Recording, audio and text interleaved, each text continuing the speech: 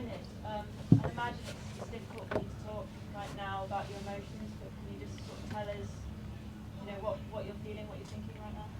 Oh, of course, disappointed that we didn't progress, but immensely proud of the group.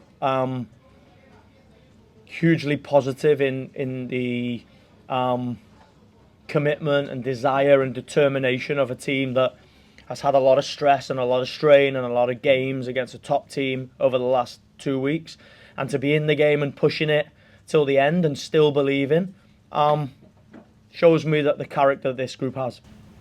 What have you sort of learned from this experience, this 2-week experience? Because as you say though, you've been sort of pushed by obviously Chelsea, one of the best teams in England. It's kind of been the ultimate test. Yeah, it's been the ultimate test, and it is the ultimate test when you play the best team, the most consistent, informed team. It shows you where you're at, right? But it's also difficult for me to say where we're at because we have so many key players missing. But, that's not an excuse. I'm proud of the group. We've shown that the togetherness and the fight and the spirit and the determination is there. We've, caused Chelsea real problems in all 4 games. We've lost on moments. I think arguably probably the last 20 minutes of the league tie was probably the most one-sided part of the 4 games. But yeah, with so much stress on the group to still be in it and pushing it, for me, shows the character this group has, and I'm proud of the group.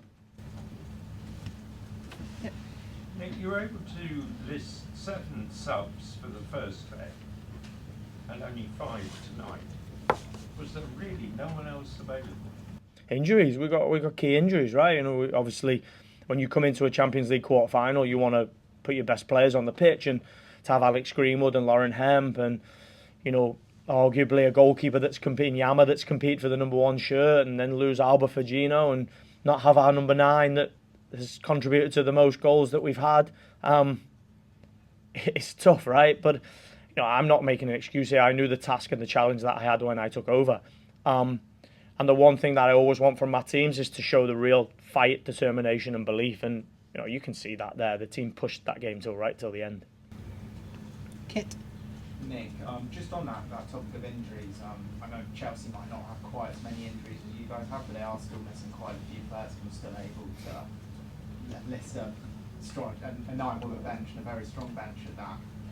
Is kind of depth made the difference between the 2 teams at the moment? Depth is definitely the difference between the 2 teams at the moment, just purely based off numbers, right? I think tonight you saw a team that had fresh legs in the sense of Kira Walsh, Erin Cuthbert, Ramirez, all came off the bench and played 20 minutes at the weekend, and our players rolled, right the way through. We've not came off with injuries. We started the game with 2 homegrowns today with less than 10 appearances in a Champions League quarter final. But listen, this is unfortunate.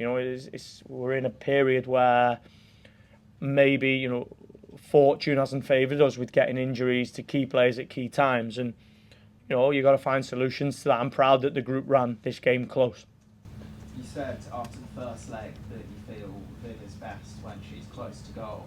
You started her in midfield or attacking midfield today. Can you just explain the thinking behind that? Just because I accept responsibility for the league game. If you look at the way the team was and the bench that we had and the ability to impact the game from the bench, you saw in the first game that we had that ability, and in the second game, due to experience and due to probably the magnitude of the tie, we didn't have that with the team that I selected. So we went to play a 97-minute game today to give us a chance to be in the game right the way till the end, knowing that we were playing against the team that will be champions-elect, in my opinion.